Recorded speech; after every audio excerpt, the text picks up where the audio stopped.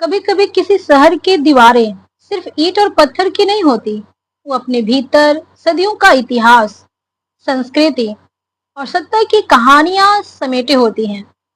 आज हम आपको ले चलेंगे चीन के उस शहर में जिसे कभी उत्तर का दरवाजा कहा गया, जिसे मंगोलों ने एशिया का व्यापारिक दिल बनाया और जिसे मिंग राजवंश ने जन्नत की नदी नाम दिया। जी हाँ दोस्तों, बात हो रही है तियानजिन की। वही तियानजिन जहां आज एससीओ शिखर सम्मेलन में 20 देशों के नेता इकट्ठा हुए हैं और पूरी दुनिया की जो नजरें हैं उन पे टिकी हुई हैं।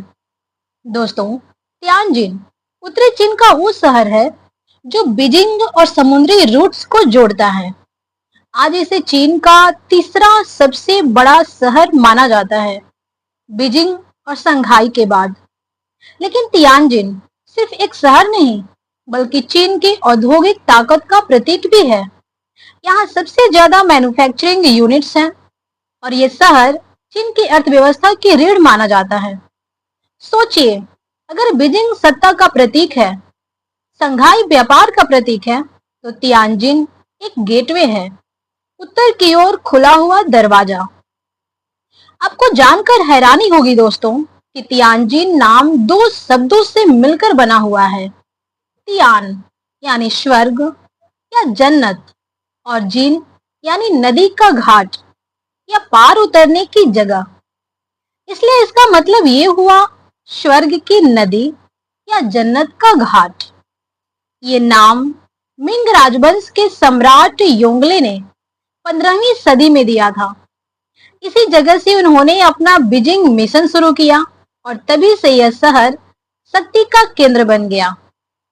चलते हैं 1271 से 1368 के बीच के युआन राजवंश की तरफ, जब मंगोल साम्राज्य अपनी चरम सीमा पर था। उस वक्त तियानजिन सिर्फ एक शहर नहीं था, बल्कि रणनीतिक ठिकाना था। यहीं से मंगोलों ने उत्तरी एशिया और समुद्री व्यापार पर पकड़ बनाई।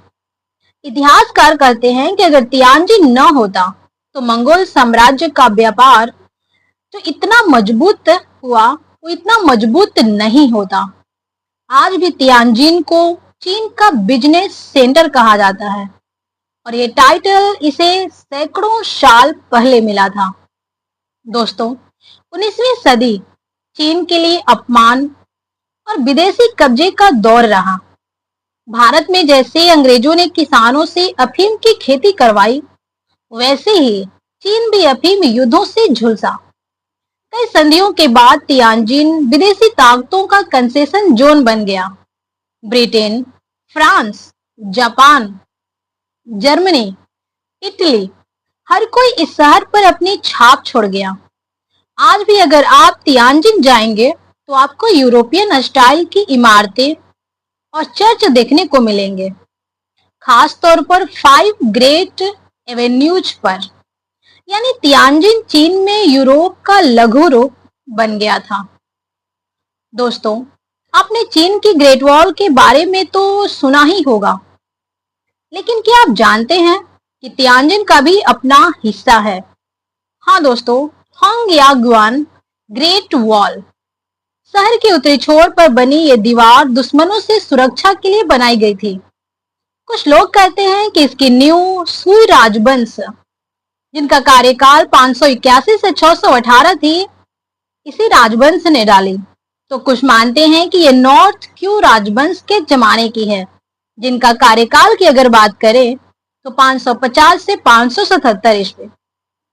मिंग राजवंश के दौरान इसे कई बार सुधारा गया, लेकिन पूरी तरह रक्षात्मक प्रणाली कभी नहीं बन पाई।